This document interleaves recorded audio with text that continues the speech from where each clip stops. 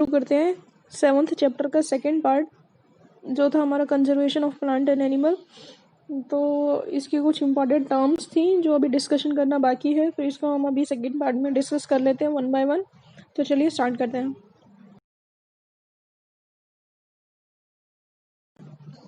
पहली टर्म है हमारी एंडेंजर्ड एनिमल्स। तो एंडेंजर्ड देखो नाम से ही इंडिकेट हो रहा है ऐसे एनिमल्स जो खतरा फेस कर रहे हैं, खतरे में है, डेंजर में है। तो एंडेंजर्ड एनिमल्स क्या है? These are the those animals whose number are diminishing और माइट फेस द एक्सटिंक्शन। ऐसे एनिमल्स जिनका जो नंबर है वो पहले के कंपैरिजन में क्या है, बहुत कम हो गया है। मतलब पहले वो एनिमल्स बहुत ज़्यादा दिखाई देते थे, but due to human activities and other environmental factor वो क्या है, धीरे धीरे क्या है, खत्म होने शुरू हो गए हैं, दिखना भी बंद हो गए हैं। या फिर ऐसे एनिमल्स जो बिल्कुल पूरी तरह से खत्म हो ही चुके हैं या खत्म होने का जो खतरा है वो फेस कर रहे हैं, उनको हम बोलेंगे एंडेंजर्ड एनिमल्स। तो देखिए एग्जांपल में है आपका tiger is one of the many animals which are slowly diminishing. Tiger एक ऐसा एनिमल है जो क्या है, धीरे धीरे खत्म होता जा रहा है। इसकी प्रजाति का क्या है, धीरे धीरे विनाश होता जा रहा है। मतलब पहले टाइगर भी बहुत ज्यादा होते थे, बट अभी क्या है, धीरे धीरे because of the human activities like haunting वगैरह, ठीक है, तो इसकी वजह से टाइगर एक ऐसी प्रजाति है जो धीरे धीरे समाप्त हो गई है या समाप्त होने वाली है। ठीक, तो to protect the tigers in our country the government launched the project tiger to ensure the survival of the tiger population. तो टाइगर की जो धीरे धीरे जो खतरा फेस कर रहे हैं स्लोली डिमिनिश होने का, तो गवर्नमेंट ने क्या करा है, हमारी कंट्री गवर्नमेंट ने क्या है, एक प्रोजेक्ट लॉन्च करा है जिससे वो क्या है, टाइगर के सर्वाइवल पे वर्क कर रही है। नेक्स्ट देखिए, dinosaur have already become extinct. Extinct का मतलब होता है गायब हो जाना। तो डायनासोर तो एक ऐसी प्रजाति है, एक ऐसा एनिमल है जो पूरी तरह से खत्म हो ही चुका है। अब नेक्स्ट है आपका red data books are the book which keeps a record of all the endangered animals and plant. तो जितने भी प्लांट और एनिमल जो ये खतरा फेस कर रहे हैं उनके लिए एक रिकॉर्ड बुक बनाई गई है। उस रिकॉर्ड बुक का नाम है आपका रेड डाटा बुक, जिसमें सारी प्रजाति, चाहे वो प्लांट की हो चाहे वो एनिमल्स की हो, जो धीरे धीरे खतरा फेस कर रही है खत्म होने का, उन सब का क्या है, रिकॉर्ड रखा गया है। डन। पहली टर्म है हमारी।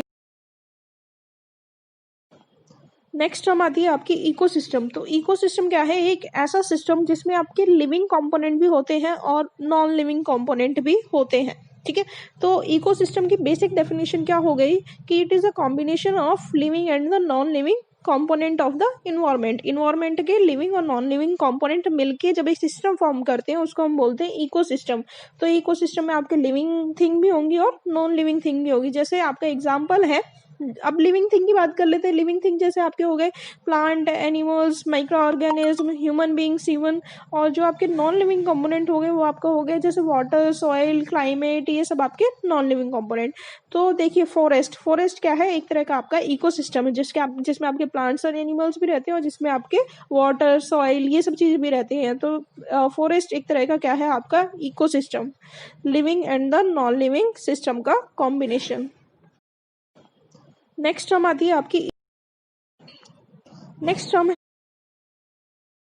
हमारी माइग्रेशन। माइग्रेशन का मतलब क्या होता है बेटा, एक जगह से दूसरी जगह मूव करना। जैसे अभी आप कहाँ पढ़ते हो, स्कूल में पढ़ते हो, स्कूल के बाद आप हायर एजुकेशन के लिए कहाँ जाओगे, कॉलेज में जाओगे। तो आपने स्कूल से क्या कर दिया, माइग्रेट कर दिया कहाँ, कॉलेज में।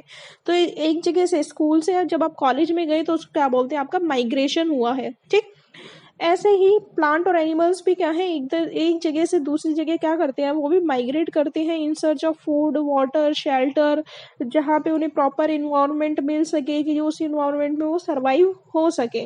तो माइग्रेशन का बेसिक मीनिंग क्या है, movement from one place to another place. ठीक है, तो माइग्रेशन करते क्यों है एनिमल्स, क्योंकि एक जगह उनके लिए, मान लो कहीं पे ज्यादा सर्दी हो गई है या ज्यादा गर्मी हो गई है और कोई एनिमल क्या है उस क्लाइमेट में, उस इन्वायरमेंट में रहना पसंद नहीं करेगा, उसकी बॉडी उस क्लाइमेट के अकॉर्डिंग नहीं है, तो वो क्या करेगा, उस वाली जगह से दूसरी जगह क्या कर जाएगा, माइग्रेट कर जाएगा, जिससे वो जिंदा रह सके। डन।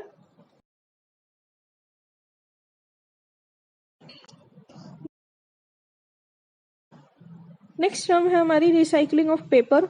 पेपर को रिसाइकिल कैसे करा जाता है, देखो About 17 full grown plant या trees are required to produce 1 ton of paper. 1 ton paper बनाने के लिए आपको कितने 17 ऐसी ट्रीज की जरूरत पड़ती है जो पूरी तरह से ग्रोथ हो चुकी हो, उनकी पूरा हरा भरा एक अच्छा खासा पेड़ हो, ऐसे उनके कितना नंबर चाहिए आपको? 17 नंबर चाहिए कितना पेपर बनाने के लिए? 1 टन पेपर बनाने के लिए। Now paper can be recycled about 5 to 7 times for use. जब एक पेपर बना दिया जाता है आपका, तो क्या है, उस पेपर को हम रिसाइकिल कर सकते हैं कितनी बार? 5 से 7 बार हम उसको रिसाइकिल करके अपने यूज में ला सकते हैं। We should save, reuse and recycle paper to save not only trees but also to save the energy, water and chemicals that are used for making paper. तो अब क्या है कि पेपर को हमें क्या है, अब पेपर को जब हम 5 से 7 बार रिसाइकिल करके दोबारा यूज कर सकते हैं, तो हमें क्या करना चाहिए? पेपर को जितना पॉसिबल है उतना रिसाइकिल करके उसका यूज करना चाहिए, जिससे ना कि हम सिर्फ प्लांट को कटने से बचा सके, बल्कि क्या है, अपनी एनर्जी, टाइम और जो केमिकल्स की रिक्वायरमेंट है पेपर को बनाने के लिए, उन सब चीजों को हम क्या कर सकते हैं? सेव कर सकते हैं by the recycling of the paper. Next term है हमारी रिफॉरेस्टेशन। देखो हमने एक टर्म पढ़ी थी डिफॉरेस्टेशन। डिफॉरेस्टेशन का मतलब क्या था? कटिंग ऑफ प्लांट या ट्रीज, पेड़ पौधों को काटने की प्रोसेस को हम क्या बोलते थे? डिफॉरेस्टेशन। अब ये रिफॉरेस्टेशन का मतलब क्या है? डिफॉरेस्टेशन का अपोजिट रिफॉरेस्टेशन मतलब रीग्रोथ ऑफ द प्लांट। ठीक है, तो क्या है reforestation? It is the restocking of the destroyed forest by planting new trees. जो भी पेड़ पौधे हमने डिस्ट्रॉय कर दिए, हम उनको क्या है, दोबारा स्टॉक में ला सकते हैं। कैसे ला सकते हैं दोबारा स्टॉक में? कि हम नए पेड़ पौधे क्या है, जितना ज्यादा से ज्यादा हो सके उतने नए पेड़ पौधे हम लगाएं या फिर उगाएं। ठीक है, we should plant at least as many trees as we cut.